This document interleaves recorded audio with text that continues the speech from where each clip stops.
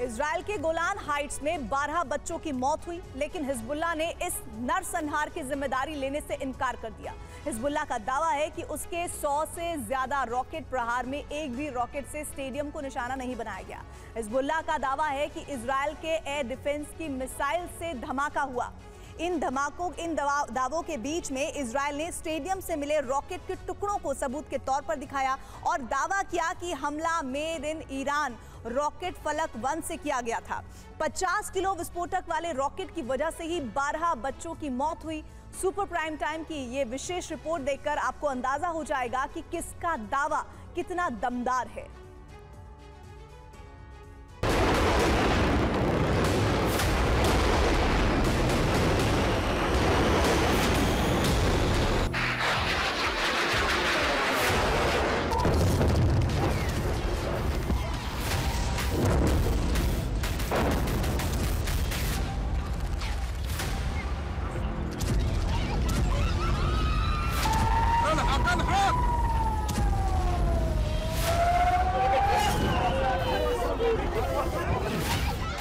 मस्जिद अल शम्स इलाके के स्टेडियम में धमाका कैसे हुआ?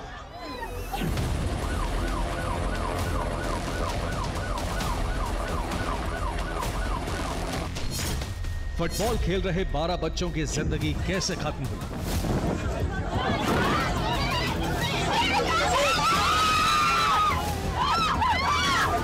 स्टेडियम में 30 लोगों के लहूलुहान होने की असली वजह क्या है?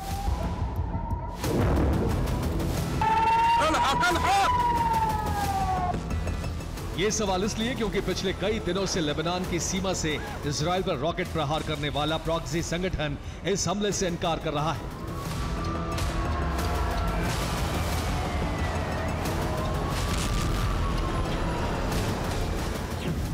शनिवार को हिजबुल्लाह ने इजराइल पर 110 रॉकेट से हमला किया। इसी दौरान मस्जिद अल शम्स के स्टेडियम में भी जोरदार धमाका हुआ। हिजबुल्लाह मस्जिद अल शम्स स्टेडियम में हमले से इनकार कर रहा है।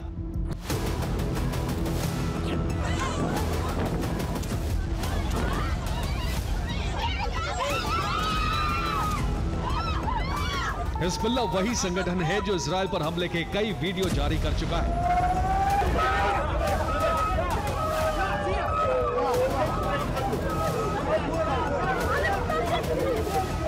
इजराइल को धमकियां देता है, लेकिन बस इस हमले से हिजबुल्लाह इनकार कर रहा है और उल्टा इजराइल पर आरोप लगा रहा है।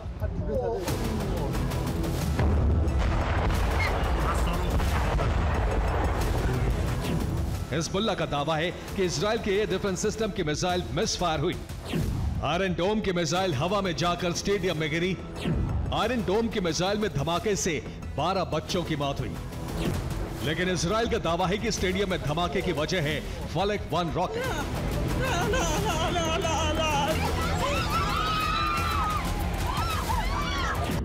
मेड इन इराक फलक 1 रॉकेट से हिजबुल्लाह ने हमले किए हैं।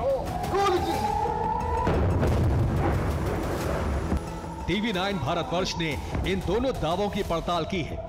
स्टेडियम में धमाके की इस पहेली के किरदारों को पहले आप समझ लीजिए। इजराइल के दावे के मुताबिक हिजबुल्लाह ने ईरान के फलक 1 रॉकेट से हमला किया। दूसरा किरदार आयरन डोम की तामीर मिसाइल है, जिससे धमाके का दावा हिजबुल्लाह कर रहा है।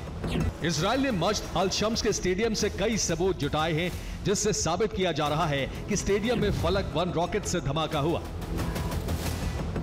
यहां एक तरफ फलक 1 रॉकेट है तो दूसरी तरफ इजराइल की जांच एजेंसियों को मिले रॉकेट के टुकड़े। इस टुकड़े पर लिखा है 240 mm। अब यहां देखिए, फलक 1 पर भी लिखा है 240 mm। इजराइल इसे हमले का पहला सबूत बता रहा है। अब दूसरा टुकड़ा देखिए, इस पर लिखा है RW। फलक 1 पर भी इसी तरह RW लिखा होता है। यह इजराइल का दूसरा सबूत है। अब एक और सबूत देखिए, इजराइल ने रॉकेट अटैक का रूट मैप भी जारी किया है। इसमें दिखाया गया है कि शाम को 6:18 पर रॉकेट लेबनान से फायर किया गया और मस्जिद अल शम्स में आकर गिरा।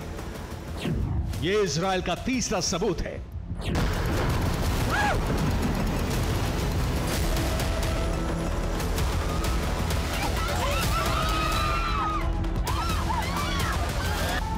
हिजबुल्लाह की तरफ से कोई सबूत नहीं दिया गया है, लेकिन हिजबुल्लाह के दावे में दम इसलिए है क्योंकि आयरन डोम हमास के हमले के बाद से ही कई बार नाकाम साबित हुआ है।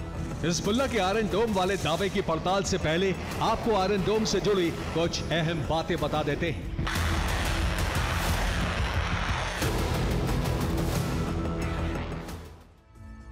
इजराइल का एयर डिफेंस आयरन डोम 3 चरणों में काम करता है। पहला चरण है इसका रडार सिस्टम।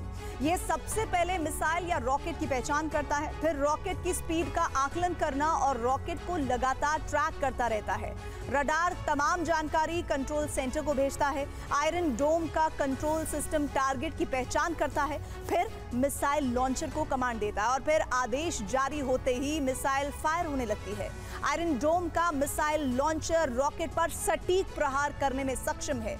ये हवा में रॉकेट को नष्ट कर देता है। टारगेट नष्ट होने तक लॉन्चर प्रहार जारी रखता है, लेकिन जैसा हिजबुल्लाह का दावा है वैसा कई बार हो चुका है। दिसंबर 2023 में आयरन डोम की एक मिसाइल तेल अवीव में गिरी थी और वहां आग लग गई थी।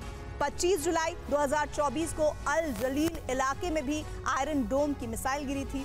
6 नवंबर 2023 को आयरन डोम की एक मिसाइल अस्पताल पर गिरी थी, लेकिन बड़ी तबाही टल गई थी।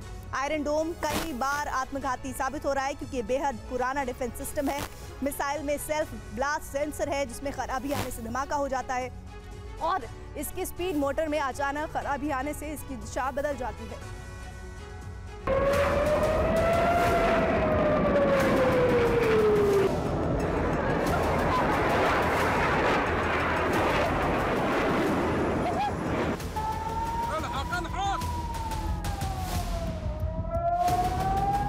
यानी हिजबुल्लाह जो कह रहा है वो कोई नई बात नहीं है।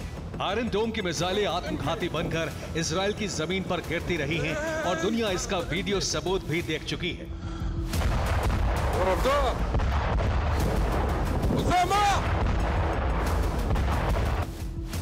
इजराइल जिस फलक 1 रॉकेट का सबूत दिखा रहा है वो एक अनगाइडेड रॉकेट है, जबकि हिजबुल्लाह बेहद आधुनिक हथियारों का इस्तेमाल कर रहा है।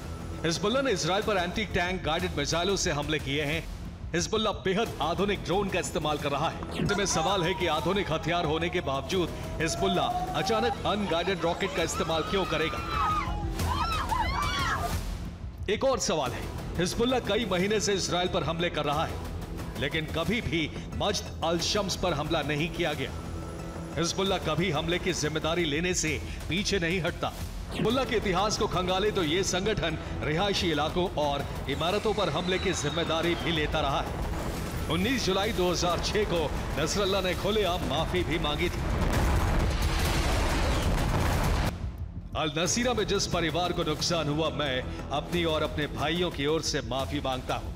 मैं उनके प्रति अपनी संवेदना व्यक्त करता हूं। नसरल्लाह ने माफी मांगी थी, तो अब बच्चों की मौत पर माफी क्यों नहीं मांग रहा। हिजबुल्लाह के दावे को सही साबित करने वाली 2 और तस्वीरें भी आपको दिखाते हैं। यही वो जगह है जहां इजराइल के मुताबिक फलक 1 रॉकेट गिरा और हिजबुल्लाह के मुताबिक आयरन डोम की तामीर मिसाइल। धमाके से जो गड्ढा बना है उसकी चौड़ाई 2 मीटर है और गहराई बेहद कम। अब ये वीडियो देखिए। ये इजराइल की किर्यत शिमोना की तस्वीर है। यहाँ फलक 1 से धमाका हुआ था। आप देख सकते हैं कि यहाँ कितना गहरा गड्ढा हुआ है। कंक्रीट से बनी फर्श टूटी हुई है। आसपास भी काफी नुकसान हुआ है। स्टेडियम जहां मिट्टी थी वहां इतना छोटा गड्ढा बना और जहां जमीन में कंक्रीट थी वहां इतना बड़ा, क्योंकि ये फलक की ताकत है।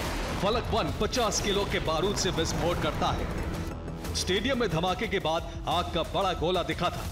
फलक 1 से धमाके में आग कम और छर्रे ज्यादा निकलते हैं। आग की वजह को मिसाइलों में मौजूद ईंधन को माना जाता है। इजराइल फलक के सबूत दिखा रहा है, तो वहीं हालात और धमाके के निशान हिजबुल्लाह के दावे को दमदार बना रहे हैं। Bureau report, TV9 Bharatvarsh.